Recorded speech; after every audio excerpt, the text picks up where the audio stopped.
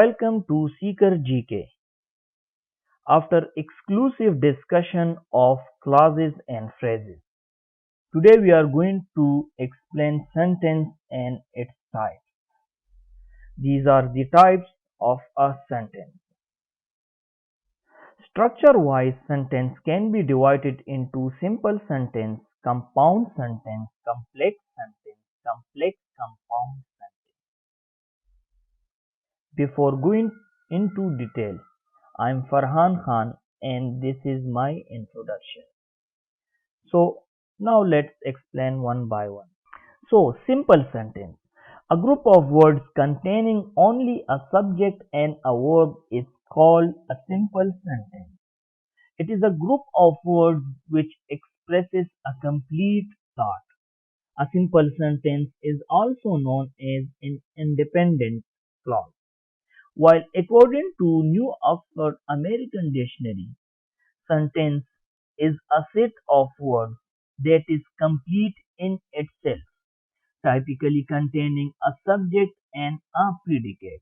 We will explain a predicate in very detail later on, conveying a statement, question, exclamation or command, and consisting of a main clause and sometimes one or more subordinate clause. Main clause is also known as independent clause, while subordinate clause is known as a dependent clause. If you have no idea of clauses, you can watch our video from this I button. A sentence consists of two parts, that is subject and a predicate. So we can say that a sentence is made of subject plus predicate. What is a predicate?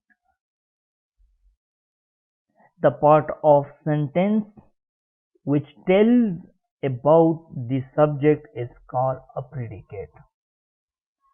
Besides subject, the rest part of a sentence is called a predicate. For example, these are the examples of a simple sentence. If we see, all of these contain a subject and verb combination, and here all of these highlighted parts are known as predicate.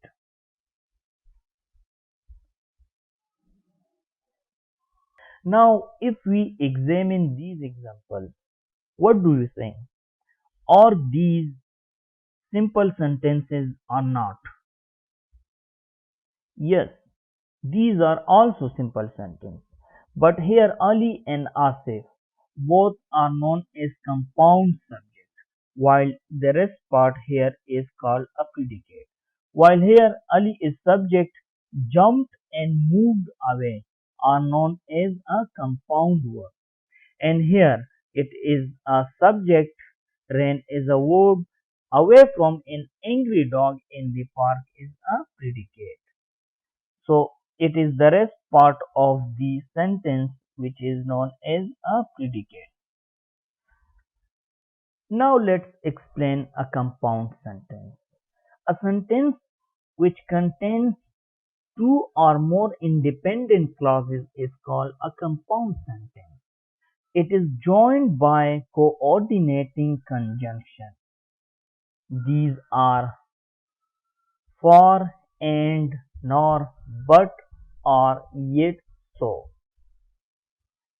which also stand as fanboys. You can remember a coordinating conjunction by the acronym that is fanboy. For example, he helped me and I got very happy. Here this sentence is comprised of two independent clauses and interlinked by coordinating conjunction. That is how we call it a compound sentence. Similarly here, two independent clauses are joined by coordinating conjunction, and so is the case in these examples furthermore. Now let's examine these examples. Here we see that all of these are independent clauses, and similar is the case over here. These are also independent clauses, and all of these independent clauses are joined by coordinating conjunction. So these are the example of a compound sentence. Now let's see a complex sentence. A sentence which contains an independent clause and at least one dependent clause is called a complex sentence. It is joined by subordinating conjunction, or which are although, since, when, unless, until, because, etc. It is also joined by relative pronouns sometimes, and relative pronouns are that, who, which. For example, he is wearing a shirt which looks awesome. Here, if we see, it contains an independent clause and a dependent clause, which are interlinked by a relative pronoun which. Therefore, it is called a complex sentence. And so is the case over here. But here it is joined by because, which is subordinating conjunction. And so is the case in the following example. Now, let's examine these examples. If we see the first example, here this part is known as an independent clause, and same is the case in the following example.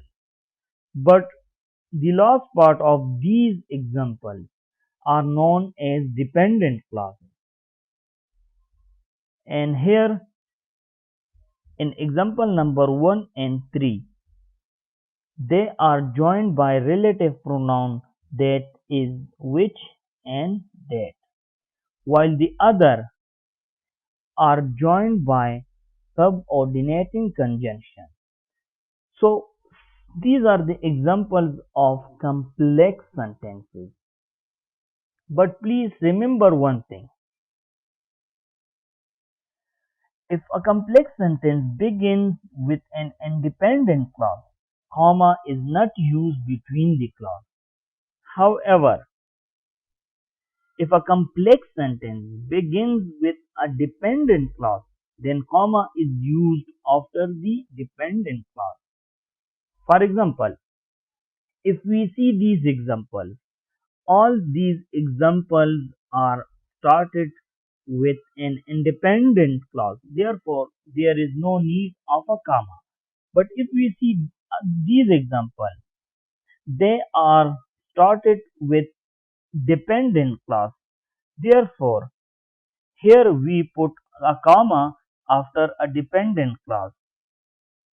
So, it is an important point to be remembered regarding complex sentences, that if a complex sentence is started with dependent clause, then there must be a comma after a dependent clause. Now, a compound complex sentence, a sentence which contains at least two independent clauses and one or more dependent clauses, is called a compound complex sentence. It is also joined by coordinating conjunction, which are given as here, while it is also joined by subordinating conjunction, and they are given as here. And sometimes it is also joined by relative pronouns, which are given here. Now let's explain a compound complex sentence by an example.